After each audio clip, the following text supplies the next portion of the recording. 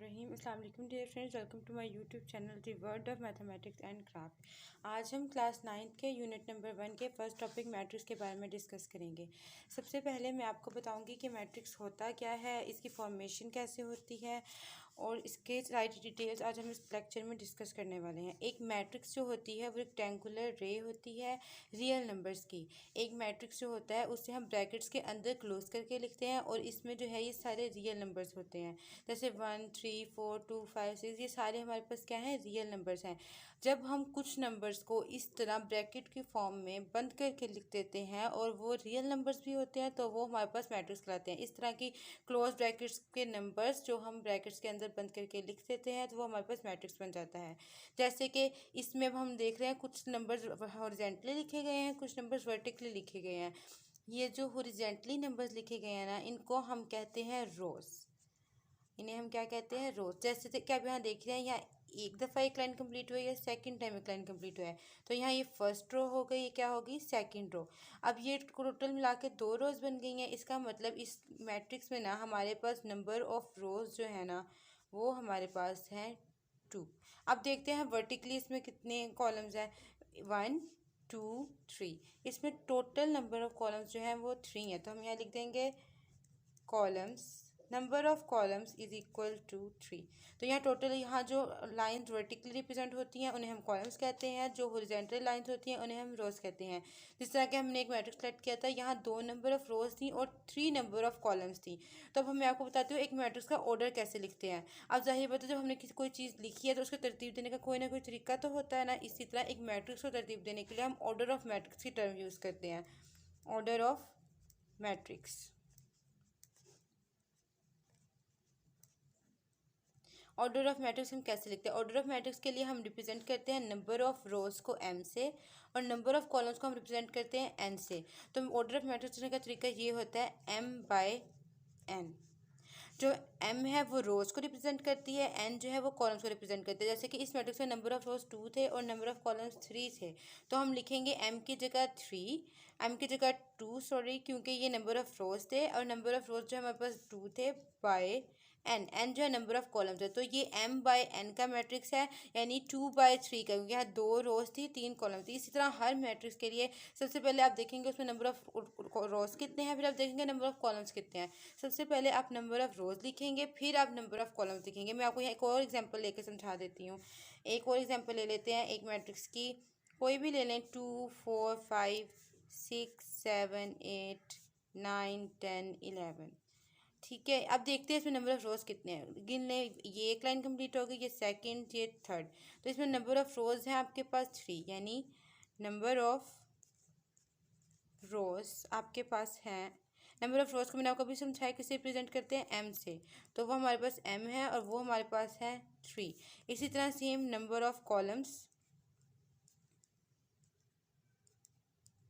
उसे हम रिप्रेजेंट करते हैं n से, वो भी हमारे पास कितने हैं, 3। ये देख लें, 1 2 और 3। नंबर ऑफ कॉलम्स भी आपके पास कितने हो गए, 3। अब हम लोगों के मैट्रिक्स को रिप्रेजेंट करने का मेथड क्या था, m/n का, m/n। m जो था हमारे पास क्या था, नंबर ऑफ रोज, n जो था वो क्या था, नंबर ऑफ कॉलम्स। तब आपको कोई भी मैट्रिक्स दे दिया जाए तो आप उसका ऑर्डर इजीली फाइंड कर सकते हैं। अब मैं आपको बताती हूँ दो मैट्रिक्स आपस में इक्वल कब होते हैं। आपकी बुक की थर्ड डेफिनेशन के अकॉर्डिंग आपकी नेक्स्ट डेफिनेशन में होती है इक्वल मैट्रिक्स की। इक्वल मैट्रिक्स कब होते हैं, दो मैट्रिक्स को हम इक्वल तब कहते हैं जबकि उनका ऑर्डर भी सेम हो और उनके अंदर वाले एलिमेंट्स भी सेम हो, उनकी एंट्रीज भी सेम हो। जैसे कि मैं यहाँ कोई भी दो मैट्रिक्स सेलेक्ट कर लेती हूँ। जब हम लोगों ने मैट्रिक्स और ऑर्डर ऑफ मैट्रिक्स के बारे में पढ़ लिया, आपको रोज कॉलम्स के बारे में भी क्लियर हो चुका है। अब मैं आपको बताती हूँ इक्वल मैट्रिक्स क्या होते हैं। हम यहाँ कोई भी दो मैट्रिक्स ले लेते हैं, अपने से कोई भी ले लेते हैं, जैसे 1 2 4 5 एक मैट्रिक्स ले लेते हैं। सेकंड मैट्रिक्स हम ले लेते हैं 2 6 7 8। ठीक है, अब तो सबसे पहले मैं आपको बताती हूँ इसका ऑर्डर फाइंड करना। ऑर्डर आप लोगों ने भी पीछे पढ़ लिया m/n के मेथड से। ऑर्डर ऑफ मैट्रिक्स में किस तरह रिप्रेजेंट करते हैं, m/n। तो इसमें कितने नंबर ऑफ रोज हैं, 2। इसमें नंबर ऑफ रोज कितने हैं 2, और इसमें नंबर ऑफ कॉलम्स कितने हैं 1 2। इसमें नंबर ऑफ कॉलम्स कितने हैं 2। सच एज इसमें हम देखते हैं नंबर ऑफ रोज कितने हैं हमारे पास 2, और नंबर ऑफ कॉलम्स कितने हैं हमारे पास, वो भी 2 हैं। तो क्या ये मैट्रिक्स इक्वल है? नहीं, ये मैट्रिक्स इक्वल तो नहीं है, लेकिन ये मैट्रिक्स इक्विवेलेंट है। एक मैट्रिक्स इक्वल तब होगा जब इनके नंबर ऑफ रोज और कॉलम्स भी आपस में बराबर हो, यानी उनका ऑर्डर सेम हो, और इसके अंदर वाली एंट्रीज भी आपस में बराबर हो, यानी इसके करस्पॉन्डिंग एंट्रीज भी क्या हो, सेम हो। एक और एग्जांपल हम लेट कर लेते हैं। यहाँ पर ए है हमारे पास 1 2 4 5। अगर हमारे पास बी एज सच सेम हो 1 2 4 5, तो आपने देखा इनकी अंदर वाली एंट्रीज भी सेम है 1 2 4 5 1 2 4 5। इनका ऑर्डर भी सेम है। यहाँ भी 2 रोज हैं 2 कॉलम्स है, इसका ऑर्डर भी 2 बाई 2 है। यहाँ भी 2 रोज और 2 कॉलम्स हैं, इसका ऑर्डर भी 2 बाई 2 का है। तो ऐसा मैट्रिक्स जिसके ऑर्डर भी सेम हो और जिसकी करस्पॉन्डिंग एंट्रीज भी सेम हो, वो हमारे पास कहलाता है इक्वल मैट्रिक्स। और ऐसा मैट्रिक्स जिसकी एंट्रीज तो सेम ना हो लेकिन ऑर्डर सेम हो, तो वो हमारे पास कहलाता है इक्विवेलेंट मैट्रिक्स। मैट्रिक्स के बारे में, ऑर्डर मैट्रिक्स के बारे में और इक्वल मैट्रिक्स के बारे में सब कुछ क्लियर है। इसीलिए अब हम एक्सरसाइज 1.1 की तरफ जाएंगे, क्वेश्चन नंबर 1 की तरफ। अगर क्वेश्चन नंबर 1 है find the order of matrix, हम लोगों को ऑर्डर फाइंड करना है एक मैट्रिक्स। आपको एक एक्सरसाइज का फर्स्ट क्वेश्चन है 2 3 -5 और 6। आपने इस ए मैट्रिक्स का ऑर्डर फाइंड करना है। अब ऑर्डर कैसे फाइंड करना है ये मैं आपको ऑलरेडी समझा चुकी हूँ, मैं आपको फिर भी एक दफ़ा मज़ीद क्लियर कर देती हूँ। अब आपने यहाँ पर सबसे पहले तो लिखना है number of rose. Number of रोज इसमें कितने हैं, पहले नंबर ऑफ रोज को हम रिप्रेजेंट करते हैं एम से। एम हमारे पास यहाँ क्या है 1 2, हमारे पास नंबर ऑफ रोज कितने हैं 2 हैं। नेक्स्ट अब हम लिखेंगे number of columns. Number of columns, number of columns को हम एन से रिप्रेजेंट करते हैं, वो हमारे पास कितने हैं देखें 1 एंड 2। तो नंबर ऑफ कॉलम्स भी हमारे पास कितने हैं 2 हैं। अब ऑर्डर ऑफ मैट्रिक्स ए लिखेंगे, अब हम ऑर्डर ऑफ मैट्रिक्स, तो वो अब हम किस तरह लिखेंगे ऑर्डर ऑफ मैट्रिक्स। अब आपको मैं ऑलरेडी क्लियर कर चुकी हूँ। ऑर्डर ऑफ मैट्रिक्स को हम लिखते हैं एम बाय एन से। तो एम हमारे पास क्या है 2 है, तो और एन हमारे पास क्या है वो भी 2 है। तो अब इस ऑर्डर का हमने मैट्रिक्स का ऑर्डर लिख दिया है जो कि है 2 बाई 2। अब कोई भी आप इसमें से एग्जांपल ले सकते हैं, उसको सोल्व कर सकते हैं। अगर आपको इस क्वेश्चन में कोई भी और क्वेश्चन समझ नहीं आ रहा तो हमसे कमेंट सेक्शन में पूछ सकते हैं। मैं एक और क्वेश्चन ले लेती हूँ इसी में से, जैसे d इज इक्वल टू 4 0 6। बहुत से बच्चे इस क्वेश्चन में मिस्टेक करते हैं, इसलिए मैंने क्वेश्चन लेके आपको समझाना चाहा। इसमें रोज कितनी है देखें, ये और ये, यहाँ 3 हॉरिजॉन्टल लाइंस हैं। तो इसका मतलब इसमें जो नंबर ऑफ रोज हैं वो हमारे पास हैं 3। और देखें इसमें वर्टिकल लाइन सिर्फ एक है, तो इसका मतलब इसमें जो नंबर ऑफ कॉलम्स है ना वो हमारे पास है 1। तो इसमें हमारे पास जो ऑर्डर ऑफ मैट्रिक्स बनेगा m बाय n वो इस तरह बनेगा 3/1 का मैट्रिक्स बनेगा। एक और एग्जांपल ले लेते हैं, आपके एक्सरसाइज के क्वेश्चन ले लेते हैं ये। अब इसमें नंबर ऑफ रोज भी आपके पास 1 है, क्योंकि यहाँ सिर्फ एक ही हॉरिजॉन्टल लाइन है, वर्टिकल लाइन भी एक है। इसका मतलब m भी आपके पास 1 है, n भी आपके पास 1 है। तो इसका मैट्रिक्स का ऑर्डर क्या बनेगा m बाय n। m भी 1 है और n भी क्या है 1 है। इसी तरह स्टेटमेंट्स लिख के आपने ये सारे क्वेश्चंस को सॉल्व करना है। आपको कोई भी क्वेश्चन समझ नहीं आता तो आप मुझसे कमेंट सेक्शन में पूछ सकते हैं। का सेकंड क्वेश्चन है, आपने बताना है इनमें से कौन से मैट्रिसेस आपस में इक्वल हैं और कौन से मैट्रिसेस आपस में इक्वल नहीं हैं। अब हमारे पास जैसे कि फर्स्ट मैट्रिक्स दे दिया गया है A B C D E F G, सबकी एंट्रीज को आपने गौर से देखना है। सबसे पहले हम देखते हैं ए के करस्पॉन्डिंग कौन सी एंट्री है। ए की वैल्यू हमारे पास क्या है 3 है। अब हमने देखना है कि कोई ऐसा मैट्रिक्स ढूंढना है कि जिसमें हमारे पास जो वैल्यू है वो एक ही हो, यानी एक ही कॉलम हो, एक ही रो हो और आंसर भी 3 है। तो देखें यहाँ हमारे पास नंबर ऑफ रोज कितने हैं 1 है, नंबर ऑफ कॉलम जो है 2 है। इसका मतलब ए और बी आपस में इक्वल कभी भी नहीं हो सकते। अब हम सी देख लेते हैं। सी जो है 5 - 2 है। सी को हम अगर सॉल्व करें तो 5 - 2, 5 - 2 कितने होते हैं 3 होते हैं। तो 3 के जो है वो ए के इक्वल है, जी है। इसमें नंबर ऑफ रोज और कॉलम्स कितने हैं 1 है, तो इसका मतलब ए जो है वो सी के बराबर है, क्योंकि इसमें जो है वो ऑर्डर भी सेम है और इसमें मैट्रिक्स की एंट्री भी सेम है। अब हम देखते हैं बी के इक्वल कौन सा मैट्रिक्स है। बी की वैल्यू हमारे पास है 3 और 5। इसका पहले सबसे पहले तो हम ऑर्डर लिख देंगे। इसमें नंबर ऑफ रो कितनी है 1 है और नंबर ऑफ कॉलम कितने हैं, 2 हैं। तो अब हमने ऐसा मैट्रिक्स सबसे पहले तो ढूंढना है जिसमें नंबर ऑफ रो 1 हो और नंबर ऑफ कॉलम जो है वो 2 हो। ठीक है, तो अब हम वो ढूंढते हैं मैट्रिक्स कौन सा है।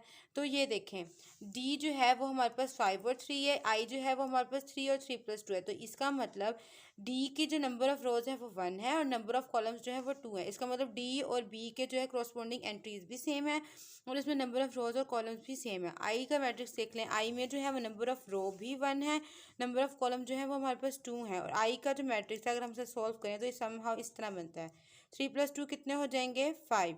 तो आई में जो एलिमेंट्स हैं वो भी सेम है और इसके एंट्रीज भी सेम है। तो इसका मतलब बी जो है वो आई के इक्वल भी है और जो है वो डी के इक्वल भी है।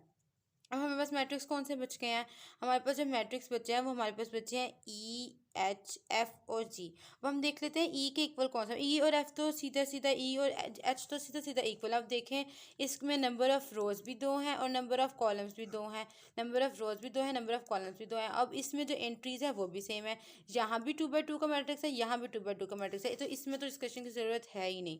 अब हम नेक्स्ट मैट्रिक्स देख लेते हैं। अब नेक्स्ट जो मैट्रिक्स है वो ये जे को भी ज़रा गौर कीजिए। तो अगर 2+2 भी हमारे पास 4 हो जाएंगे, 2+4 भी हमारे पास 6 हो जाएंगे, 2 में से 2 माइनस करें तो 0, 2 में 0 प्लस करें तो 2। तो 4 0 6 2 का मैट्रिक्स सच एज ई, एच और जे का इक्वल होता है। इसका मतलब ई जो है वो एच के इक्वल है, एच जो है वो हमारे पास जे के इक्वल है। तो हमारे पास ये बात भी क्लियर हो गई। बच्चे हमारे पास बचे हैं एफ और जी।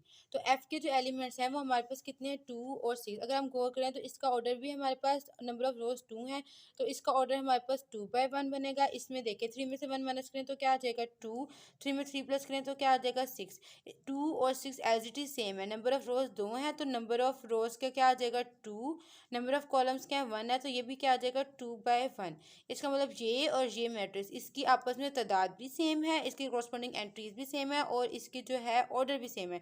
इसका मतलब एफ जो है वो किसके इक्वल है, जी के। तो आपके पास मैट्रिक्स निकल गए कौन कौन सा मैट्रिक्स किस किस के इक्वल था। एक्सरसाइज 1.1 के क्वेश्चन नंबर 3 की जो कि आपके पास गिवन है, हमने इस क्वेश्चन को सॉल्व कैसे करना है। सबसे पहले हमने देखना है कि ये वाला जो मैट्रिक्स है वो इसके इक्वल होगा, ये जो है वो इसके इक्वल होगा, ये जो है वो इसके इक्वल होगा, ये वाली वैल्यू जो इसके इक्वल होगी।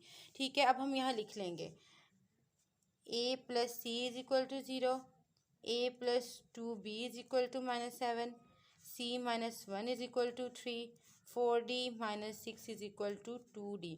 इस क्वेश्चन में ना हम लोगों ने ए, बी, सी और डी की वैल्यूज़ को इक्वेट करना है। सबसे पहले अब हम देख लेते हैं कौन सा इनमें से इक्वेशन ऐसी है जो कि बिल्कुल सिंपल है, उसमें से हम या तो ए या तो बी या तो सी की वैल्यू निकाल सकते हैं। इस पे गौर करें, a+c=0, या तो सी इधर जाकर सी माइनस का भी हो जाएगा तो हमारे पास सी की वैल्यू नहीं आएगी। यहाँ भी 2 है और यहाँ कांस्टेंट है तो यहाँ भी किसी एक की वैल्यू नहीं निकल सकती। अगर हम इस इक्वेशन पे गौर करें, सॉल्विंग इक्वेशन 3, सॉल्विंग इक्वेशन 3, तो अगर हम इस पर गौर करें तो ये c-1=3 बन जाएगा और यहाँ से हम एक कांस्टेंट की वैल्यू निकाल सकते हैं। जैसे कि यहाँ -1 है, अगर ये इस तरफ चला जाएगा तो ये किसका हो जाएगा, +1 हो जाएगा। तो हमें पता है जो वैल्यूज़ का साइन यहाँ होता है अगर वो दूसरी साइड पर जाए तो उनका साइन जो है वो चेंज हो जाता है। जैसे यहाँ माइनस का तो यहाँ देखिए क्या हो जाएगा, प्लस का। तो 3 में अगर हम 1 को प्लस करें तो हमारे पास क्या आ जाएगा, 4। तो हमारे पास c की वैल्यू आ गई। अब c की वैल्यू हम किसी भी इक्वेशन में पुट करके उसके एज इट उसकी वैल्यू फाइंड कर सकते हैं। जैसे कि यहाँ c हम नहीं रख सकते क्योंकि यहाँ b है, यहाँ हम c नहीं रख सकते क्योंकि यहाँ है ही d। तो अब हम लोग यहाँ पे c रख के उसकी वैल्यू निकाल सकते हैं। तो हम लिखेंगे solve put value of c, put value of c in equation 1। तो पुट कर देते हैं सी की वैल्यू। पुट करने का मतलब क्या होता है कि जहाँ जहाँ सी है वहाँ उसकी वैल्यू आ जाएगी। जो हमने वेरिएबल इसमें निकाली है 4 आ गई है जो, अब 4 जो है वो हमें सी की जगह पुट कर देंगे। a+4=0 आ जाएगा। ये प्लस का 4 है, वहाँ जाके क्या हो जाएगा, माइनस का। तो अब a की वैल्यू भी हमारे पास आ गई है। अब हमारे पास a और c दो वैल्यूज़ आ गई हैं। इसका मतलब हम बाकी कॉन्स्टेंट की वैल्यूज़ भी सेम एज इट इज़ निकाल सकते हैं। जैसे कि इक्वेशन 2 है, इसमें अब हमने b की वैल्यू फाइंड करनी है, a की गिवन है तो हम पुट कर देते हैं सॉल्विंग इक्वेशन 2, या तो ये लिख दें या लिख दें put value of a in equation 2। अब हम लिख देते हैं, सॉल्व करते हैं इसको। a की जगह क्या आ जाएगा, -4, 2b as it is -7। 2b वैसे का वैसे आ जाएगा, ये माइनस का 4 है, वहाँ जाके क्या हो जाएगा, प्लस का -7 +4। तो प्लस माइनस क्या होते हैं, माइनस वैल्यू, बड़ी वैल्यू क्या आती है, प्लस माइनस माइनस, 7 में से 4 गए 3, 2b एज इट इज़, ये 2 यहाँ मल्टीप्लाई है, यहाँ जाके क्या हो जाएगा डिवाइड, तो b इज इक्वल टू -3/2। अब हमारे पास b की वैल्यू भी आ गई। अब हमारे पास 3 वैल्यूज आ चुकी हैं, a, b और c। अब हमने फाइंड करनी है d की वैल्यू। तो इस इक्वेशन में हमारे पास d ही सारा गिवन है, इसका मतलब हम इजीली d की वैल्यू इस इक्वेशन से फाइंड कर सकते हैं। तो हमारे पास अब वैल्यू क्या आ जाएगी, 4d - 6 is equal to 2d। अगर हम देखें ये भी d है, ये भी d है, अगर इनको एक साइड पे कर ले तो d की वैल्यू इजीली फाइंड हो सकती है। जैसे कि ये प्लस का d है 2d, अगर यहाँ जाएगा तो क्या हो जाएगा, माइनस का 2d हो जाएगा। ये माइनस का 6 है तो यहाँ जाके क्या हो जाएगा, प्लस का 6 हो जाएगा। अब 4 में से 2 गए 2। अब देखें यहाँ माइनस क्यों नहीं आया, क्योंकि बड़ी वैल्यू जो थी 4 थी और बड़ी वैल्यू के साथ प्लस था। जब बड़ी वैल्यू के साथ प्लस हो तो प्लस आता है, जब बड़ी वैल्यू के साथ माइनस हो तो माइनस आता है। तो अब प्लस माइनस क्या हो जाएंगे, माइनस। 4 में से 2 गए तो 2, डी वैसे का वैसे इज इक्वल टू 6। अब ये 2 जहाँ मल्टीप्लाई हो रहा है, यहाँ देखे क्या हो जाएगा divide, D is equal to 6/2। तो 2 1 द 2, 2 3 द 6। अब हम टेबल पढ़ लेंगे, तो डी की वैल्यू जो है वो हमारे पास आ जाएगी 3। तो डी इज इक्वल टू 3 हमारे पास इसका आंसर आ जाएगा। ये क्वेश्चन इंपॉर्टेंट है, ये अक्सर आपके एग्जाम्स में भी पूछा जा सकता है।